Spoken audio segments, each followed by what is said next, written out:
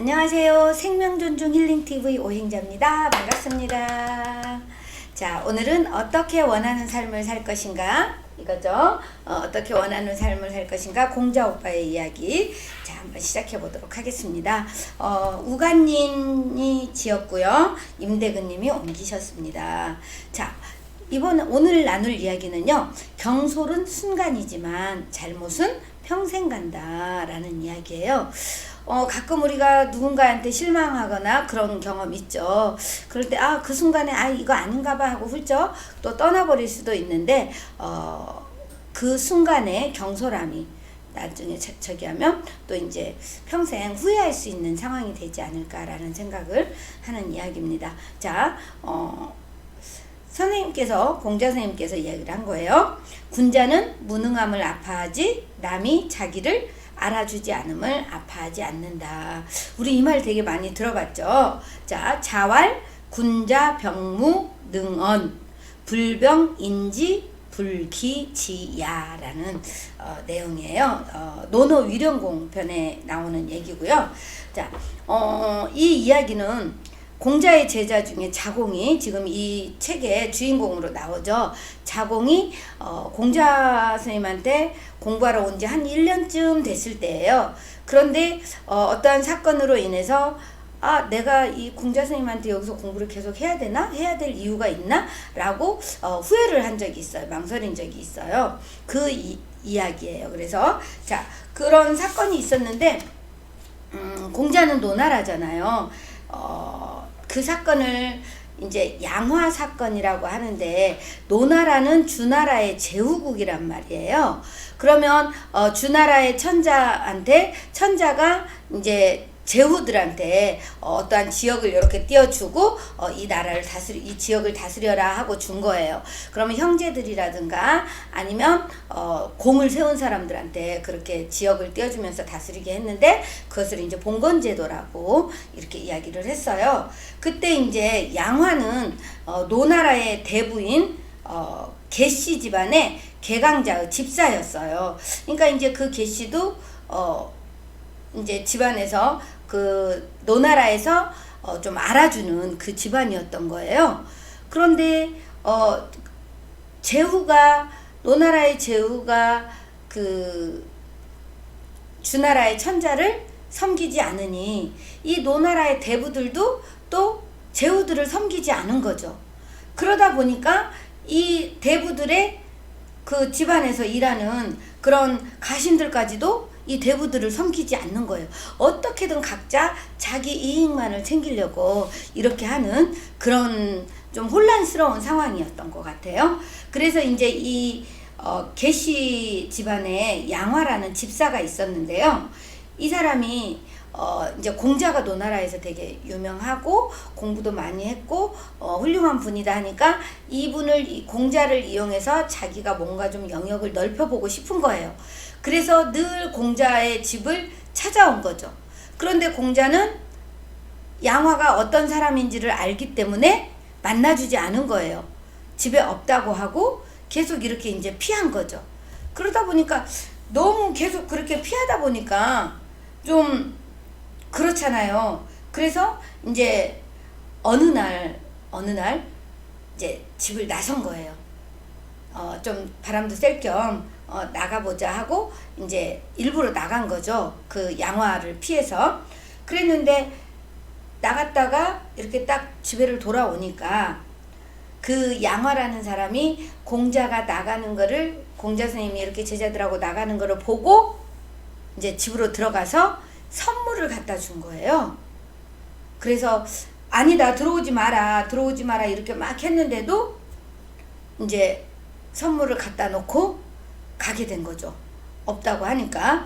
그래서 이제 공자가 딱 나갔다 와가지고 이제 그 제자가 얘기하는 거죠. 양화가 또 왔다 갔습니다.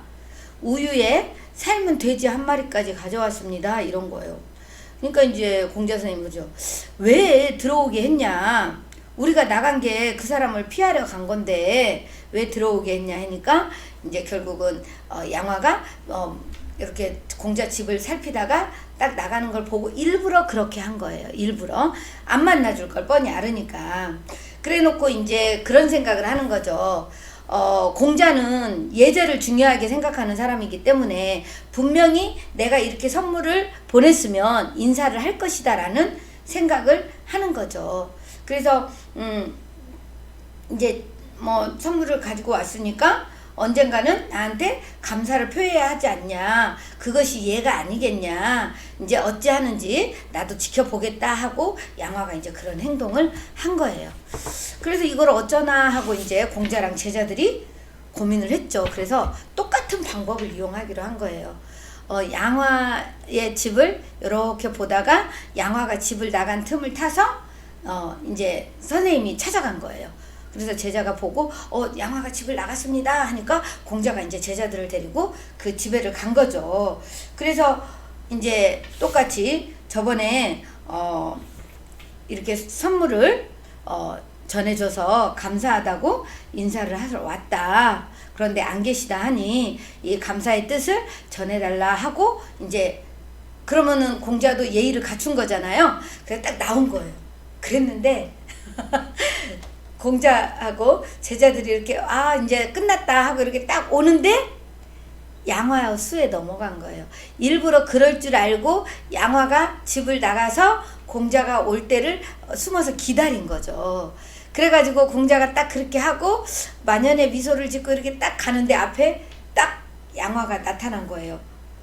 그래서 제자들이나 선생님이 공자 선생님이 깜짝 놀랬겠죠. 선생님 앞에 양화가 이러니까 이제 모두가 이제 양화를 딱 쳐다봤는데 양화가 웃음을 머금은 채 이제 공자 선생님이랑을 향해서 다가오고 있었던 거죠. 그러면서 이제 공자가 그러는 거죠. 제가 여러 번 선생님께 가르침을 청했는데 안타깝게도 기회가 없었습니다. 오늘 이렇게 어렵게 만나 뵙게 되었으니 누추하지만 제 집에 가서 담소나 나누시지요 라고 이야기를 한 거예요. 공자가 가고 싶을까요? 안 가고 싶을까요? 절대 안 가고 싶죠. 그래서 아니다, 바빠서 그냥 가야 된다 라고 계속 신경전을 한 거예요. 그러니까 이제 잠깐 그 자리에서 어쩔 수 없이 이야기를 나누게 된 거죠. 그래서 선생님이 그런 거예요. 이왕 이렇게 되었으니 이제 뭐 어떤 이야기를 하고 싶냐라고 물은 거죠. 그러니까 이제 양화가 선생님한테 그런 거예요. 재주가 많은 사람이 늘 숨어만 지내면서 나라의 혼란을 돌아보지 않는다면 인덕이 있다고 할 수 있습니까? 하고 양화가 공자에게 물은 거예요. 지금 결국은 공자를 빗대서 하는 거죠. 재주가 많은 사람이 늘 숨어만 지내면서 나라의 혼란을 돌아보지 않는다면 인덕이 있다고 말할 수 있습니까? 그러니까 공자가 대답했죠. 그럴 수 없지요. 그러니까 다시 물어요. 정사를 펼치고 싶으나 여러 차례 기회를 잃었다면 지혜롭다 할 수 있습니까? 누구를 두고 한 얘기예요? 공자를 두고 한 얘기예요. 그러니까 공자가 어떻게 얘기해요? 그럴 수 없습니다 라고 이야기를 할 수밖에 없겠죠. 그러니까 이제 양화가 다시 얘기해. 세월은 사람을 기다려주지 않습니다. 인덕이 있고 지혜로움을 안다면 어찌해서 그렇게 시간을 허비하면서 벼슬에 나서지 않는 것입니까? 이렇게 얘기를 한 거예요. 그러니까 선생님이 그 불편함 느껴지시죠? 궁색한 듯이 얘기를 했죠. 좋습니다. 그럼 제가 벼슬을 하겠습니다 라고 이야기를 한 거예요. 그렇게 하고 돌아서 이제 오게 된 거죠. 그때 이제 제자들은 너 옆에서 지켜보면서 얼마나 애가 달았겠어요. 그 선생님이 완전 궁지에 몰린 상황이잖아요. 그러니까 이제 돌아오는 길에 그 이제 성격이 급한 자로가 물어본 거죠. 선생님, 정말로 양화를 도와서 일을 하려 하십니까? 그러니까 선생님이 그러셨어요. 어찌 그럴 수 있겠느냐. 양화라는 사람은 심성이 바르지 않고 예법도 지킬 줄 모르는데 늘 문제만 일으키지 않느냐. 내가 그를 도우면 호랑이를 위해 주구가 되는 것이 아니겠느냐. 이렇게 얘기를 했죠. 그런데 왜 벼슬을 한다고 하셨습니까? 그렇게 대답을 하지 않으면 더 큰 원한을 사지 않겠느냐. 그러니까 그냥 마지 못해서 대답만 해놓고 그 자리를 모면을 하는 상황이 됐던 거죠. 그런데 그 상황을 지켜본 자공이 되게 그 선생님한테 실망을 하게 된 거예요.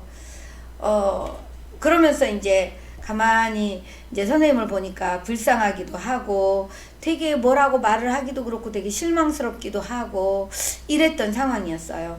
그러면서 이제 자공이 혼자 생각하는 거죠. 문득 이제 양화의 말이 옳은 것도 아닌가. 누구나 선생님이 노나라에서 가장 지혜로운 인물이라고 하는데 왜 그 지혜를 펼칠 기회를 쓰지 않으시는 것인가. 단지 과연 때를 못 만나서만 그럴 것일까? 이렇게 이제 생각을 한 거예요. 그렇게 해서 그 공자 선생님한테 자공이 실망을 하고 그랬는데 이제 그래도 떠나지는 않고 계속 같이 공부를 했어요. 그러고 나서 그 뒤로 그 이야기는 아무도 꺼내지 않았대요. 제자들도 꺼내지 않고 공자 선생님도 꺼내지 않고.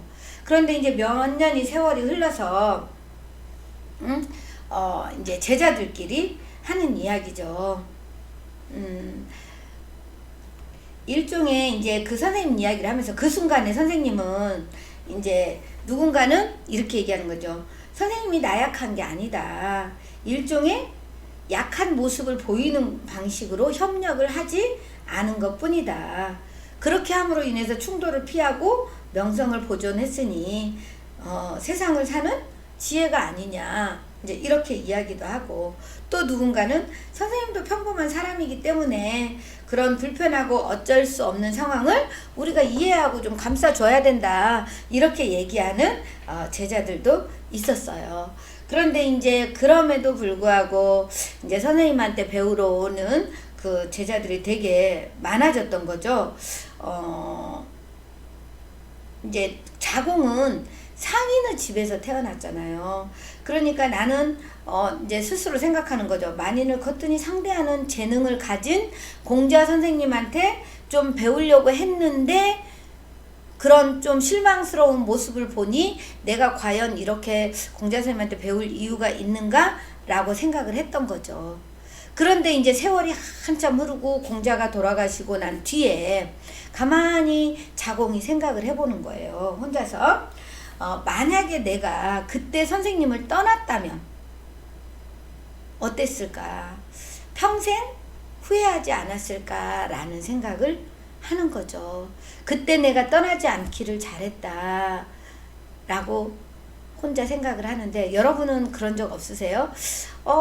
좀 되게 실망스럽고 아니면은 때로는 자존심 상하는 상황이 올 수도 있고, 그럴 때 내가 그만둬? 다시는 보지 마. 사람 관계에서도 그렇죠. 왠지 되게 괜찮은 사람이라고 믿었는데 실망스러울 때 있죠. 이 사람 아니네 하고 싹 돌아서 버릴 수도 있는데 그랬을 수도 있고, 또 한번 생각해보고 뭐 사람이니까 한 번쯤 이런 실수를 할 수도 있겠지, 이런 어려운 상황이 올 수도 있겠지라고 이해를 하고 넘어갔는데 정말 내가 그때 이해하기를 잘했다라는 상황이 있을 수도 있을 것 같아요. 그죠? 저는 지금 제가 봉숭아학당 힐링 웃음교실이라는 조직에서 교육본부장을 맡고 있는데 가끔은 그럴 때 있어요. 사람들한테 치이고 막 힘들어서 그만두고 싶을 때, 내가 꼭 이렇게 해야 되나? 여기서 내가 이렇게 봉사하고 하는데 이런 생각 들 때 있었죠. 그런데 그냥 잘 그때를 견디고 넘어온 게 지금 세월이 한 4, 5년 흘러간 지금에 보면 참 잘했다라는 생각을 합니다. 여러분들도 비슷한 상황이 있지 않으실까? 한 번쯤 또 나를 돌아보게 되네요. 자, 공자의 가르침. 아무리 뛰어난 사람이라도 절대로 경솔한 판단을 해서는 안 된다. 순간의 실수로 생각지도 못했던 손해와 위험이 닥칠 수도 있다라는 얘기죠. 만약에 자공이 그 양화 사건으로 인해서 공자를 떠났다면 어떤 상황이 됐을까? 정말 오히려 땅을 치고 후회하는 상황이 올 수도 있었겠죠. 그래서 그 경솔은 순간이지만 잘못은 평생을 간다. 그 공자가 이렇게 불편했던 그런 상황들은 순간이지만 그랬다고 떠나버리면 평생 후회할 수 있는 상황이 온다라는 이야기네요. 여러분, 우리가 좀 어떤 선택을 할 때는 되게 좀 신중하게 선택을 해야 되지 않을까 생각해요. 어느 단면만 보는 것이 아니라 다양하게 조금 다양한 각도에서 이렇게 바라볼 때 우리가 또 선택하는데 판단을 내리는데 도움이 될 거라는 생각을 해봅니다. 공자 오빠에게 배우는 지혜, 오늘은 뭐였어요? 자, 제가 이렇게 또 책을 금방 덮었네요. 자, 경솔은 순간이지만 잘못은 평생 간다라는 이야기였습니다. 여러분, 오늘도 조금 늘 지혜로운 사람으로 또 나를 돌아보는 그런 하루 보내시길 바라면서 오늘 방송 마치겠습니다. 구독, 좋아요, 알림, 댓글로 응원해 주시고요. 저는 또 다음 영상에서 뵙겠습니다. 고맙습니다. 사랑합니다. 축복합니다.